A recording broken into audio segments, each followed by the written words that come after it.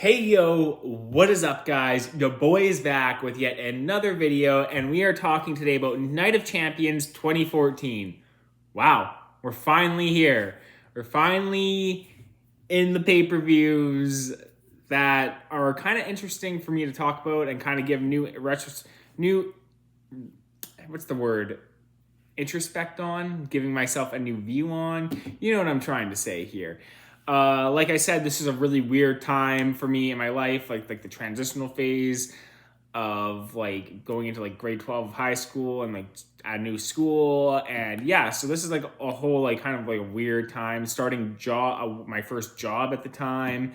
And yeah, so kind of like weird, new, awkward. You know how like when you start things, everything's really awkward in the beginning? Yeah, well, that was it. So we're in that kind of weird, awkward stage and figuring stuff out. But anyways, this pay-per-view was actually a pretty good pay-per-view, I won't lie. The show opened with the Usos versus Stardust and Goldust. Cody Rhodes is Stardust. He hates Stardust. We all know that. Let's talk about the match.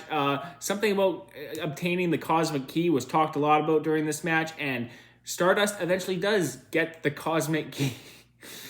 Wow, that is something, all right. How he came out also dressed up kind of like with this Goldust look, and yeah, Stardust was weird. That's all I can really say, but it was a weird thing. I don't know. I felt like he was fine as Cody Rhodes. I felt like everything Cody Rhodes did was fine. I thought him and Goldust kind of being mixed together was fine. But yeah, he did not like Stardust. It was weird. But he was like a little bit of a crazy heel, so there was that, and he had that going for him. So the match starts off. It was a good match. This was a really good match. Fun little tag team match to kick off the show here.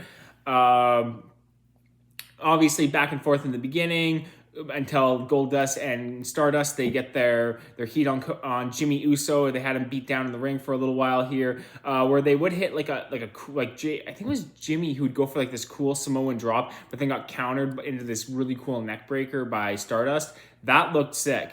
And yeah, they got Jimmy down in the ring till eventually Jay got the tag, and he was House Fire going wild in there. Up until they did some dives out of the ring, which looked amazing. Jay did a dive, then Jimmy got tied up in the ropes, and Jay jumped up on the ropes, untied Jimmy, and they hit They got untied, and they also had like this wicked Uso splash, which they managed to get kicked out of, and ultimately they went for the Uso splash. Stardust got his knees up, roll up pin. And Stardust and Goldust were your new tag team champions. I couldn't remember them winning the tag team titles. I remember them winning it as Cody Rhodes and Goldust the year prior against the Shield.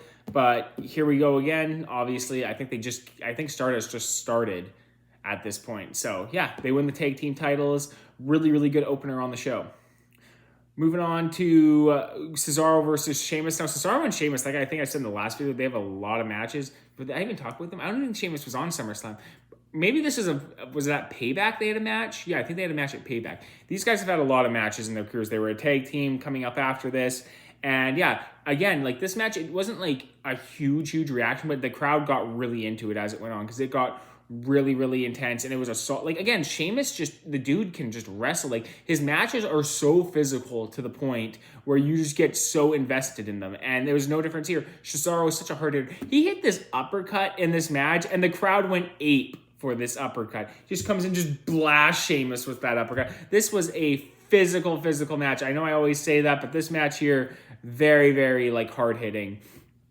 If you're into that style, which I am, this was the match for you. Sheamus, he did like this cool like spin around with like Cesaro's arms on the top rope and flung him off. I thought that looked really, really cool. Yeah, there were a lot of cool just again, suplexes and throws in this match. Cesaro did like this weird Olympic slam where he had Sheamus up and then slammed him down on his stomach. That was a really close near fall. And then Sheamus ultimately manages to get up and hit a brogue kick coming off Cesaro in the corner to pick up the 1-2-3. And Sheamus retains his United States Championship. Man, he was United States Championship for a while. Maybe he was on the prelim show. I have to look that up. Maybe, no. Yeah, maybe he wrestled RVD on the prelim show for SummerSlam. I can't remember. Anyways, so yeah, good match there. Really solid stuff.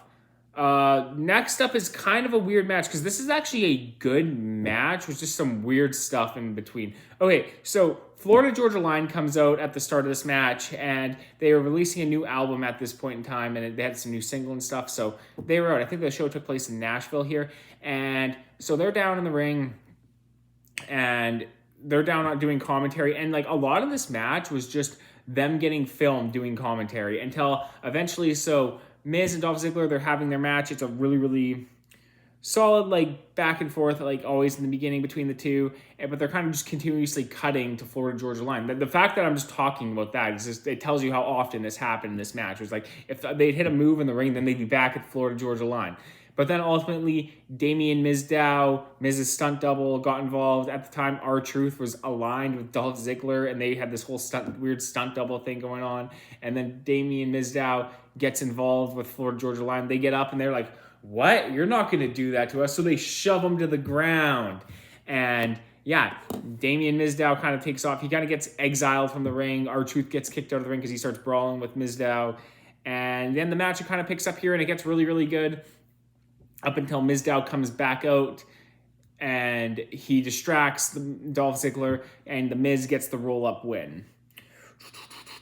I will say, I didn't actually get to point this out. The Miz, Dolph Ziggler at the start of this match was doing those same elbows, which gave Jerry Lawler a heart attack about 2 years prior. It was just crazy to see him just hitting those elbows. And all I could really think about was Jerry Lawler there. And Jerry Lawler's there doing commentary and stuff. And I was like, huh. Well, yeah. So again, another really decent match out of these two guys. Nothing great. Nothing that came like, I don't think anything kind of like from these two matches that I've seen really caught up to the matches that they did in 2016. Those 2016 matches were really, really good. Whereas here, they're good. Sorry for yawning. They're good matches, but they're not as blow-away as they would become. Next up was actually my favorite part of the show here. Mark Henry versus Rusev. I know what you're thinking. Why is that your favorite part of the show? Well, I'm going to tell you why. Mark Henry, so like this was all so built up, America versus Russia, and Mark Henry, he's out there, Lillian Garcia is singing a national anthem, and Mark Henry is just crying his eyes out for this, and it was so funny, and I'm like, this guy's getting all emotional before this big match against Rusev, and here he is out there crying. I know I said that about Bianca Belair and how she cried for the main event of WrestleMania, but this was this was so goofy. It was so goofy. And then Rusev, he comes out, and I think they probably only wrestled. I think this is Mark Henry's last big singles match on a pay-per-view. I don't remember really where he went after this. I don't remember him having one after this. Maybe he had one at Hell in a Cell. I guess I'll find that out next. But yeah, I think this is kind of his last big hurrah at this time, because I think he started getting really, really injury prone around this time. And yeah, so Rusev, he obviously wins with the accolade. Mark Henry, he tried in this match, man. Like, he was just too old. He hurt his back in the match. He got thrown into the steel steps. It was just kind of, it wasn't that long of a match. There's not really that much to say. It was just a typical Rusev. Mark Henry kind of gets his flurry of offense in, and Rusev kind of fights his way out. Rusev was actually like really fast in this match. He's jumping off the ropes, hitting kicks on Mark Henry and stuff. So yeah, this is a decent match. It's nothing good. It's just all on the build for Rusev. It's just, that's all it really was. It's just Rusev, another big W in his win column. Yeah. Next up was a match I totally forgot about happened, was Randy Orton versus Chris Jericho. Now, I thought Randy Orton had some wicked losing streak from WrestleMania all the way up to SummerSlam. He didn't win on a pay-per-view to save his life at this point in time. And yeah, he has a match here against Chris Jericho, and I love this match. It's so good to see a match just between two legends of the game, like two guys whose styles just complemented each other so well. And yeah, Randy Orton at this time was so good. Randy Orton is such a good wrestler. And watching this match, Chris Jericho, yeah, they just put on a really, really solid performance between these two guys. And this is just one of those matches that you kind of forget what happens, but if you're just like looking for like a really good wrestling match to watch, this is it right here. Chris Jericho versus Randy Orton, Night of Champions. Randy Orton, he does pick up the W here, hits a big RKO on Chris Jericho, sliding back into the win column. And yeah, this is a really, really good match. That's kind of just what I wrote about it. This is just a good match. Just go and watch it, because it's like, yeah, just go watch this match, because this is one of those ones that's just meant to be watched again, that people, it's like a hidden gem. People forget about it, but it totally cooked. Co-main event time was obviously the women. The women were always slotted here right before the main event. So if you saw the women, you knew the main event was coming up next. This show went by so quick too. Paige versus Nikki Bella, who turned on her sister at SummerSlam, and AJ Lee. Now, yeah, Paige came into this match as champion, and yeah, so we have a pretty okay triple threat amongst these three. It was kind of interesting to watch. Like, this is kind of like women's evolution era, whatever they want to call it in WWE, but it's kind of interesting to see like with the direction it was going in. You could totally see it like in these matches here, where they're getting a lot more time in these matches. And again, this was a decent triple threat match. It was nothing like blow away, nothing crazy, but you know what? It was a lot of fun. And you know what? My girl, AJ Lee, skipped her way back to the championship. Man, she's just such a unique look, AJ Lee. I really actually miss her, honestly. Like, seeing her come out, she was just so different from everyone else you saw. Like, all the other divas and stuff, she just had this whole different appeal to her than, like, anyone else. Like, the way she'd, like, hit a move on the outside, and then she's, like, there skipping around. Like, it's just... She was different, man. She was different. She was a whole different cat, that one. But yeah, she does manage to get Paige in the Black Widow. Paige was about to fight out of it, but then AJ manages to keep it locked in, and Paige tapped. And yeah, AJ wins back her Divas title. So I know Nikki Bella wins it in the upcoming months here, but I can't remember where. So we'll see if AJ, that title has swapped so many times between AJ Lee and Paige. It was like WrestleMania, AJ, Paige comes out, wins it. Then AJ wins it back during the summer. Then Paige wins it back during the summer. So they had this whole title flip-flopping all over the place. They were like Rockin' Mankind in 99. So yeah, it'll be interesting to see if they have a Hell in a Cell match to close the show next month. Yeah, so main event time. Brock Lesnar versus John Cena. Now, the whole thing about this coming into this match was, so this is their last singles match they've ever had between these two happen on this show. So that this has a kind of a bit of a historical fact with that. Brock destroys Cena at SummerSlam. Cena's like, I'm the underdog. I'm coming in. I have to fight. I have to be aggressive in this match. And John Cena he had a lot more flurry of offense. He could not let Brock swarm him like he did at SummerSlam and just beat the crap out of him like he let happen. So anytime John Cena would get beaten down, he'd get up and he'd just start swinging and coming back at Brock Lesnar and hitting him with shots and stuff. So yeah, I think right off the bat of this match, Cena just got hit with like a German suplex, and then he was, again, like, it looked like, oh, it's going to be a repeat, and Brock was just beating down on Cena a lot of the match, suplexes, but Cena just kept fighting out.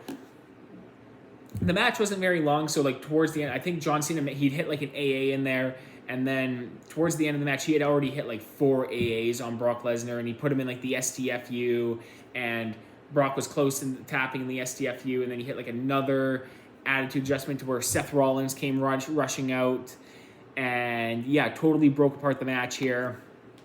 And then Seth Rollins tried cashing in on John Cena, to which John Cena stopped Seth Rollins from cashing. I thought Dean Ambrose was going to come back out because they had like a little moment earlier in the show where they just kind of had their little brawl. Dean Ambrose, I think, was off filming The Marine, I think. And then, yeah, he came back here, and it was like a big surprise. I was happy to see Dean Ambrose. Yeah, so the main event, it was a really good main event. I actually really enjoyed the main event. It was solid stuff. It was probably on par with their SummerSlam match. People probably prefer and remember their SummerSlam match just for it being this epic squash match. But here, it was a lot more competitive. Cena hit an elbow on Brock Lesnar that cut him open. Brock hit some gnarly shots. The Kimura looked great. It always looks monstrous. But yeah, Cena definitely, this was a lot more of a back and forth battle. So yeah, another good match. All right, guys, that is the review. Star ratings are in the description below. Like the video, comment, and subscribe. We'll be back with Hell in a Cell 2014 next. Peace out, guys.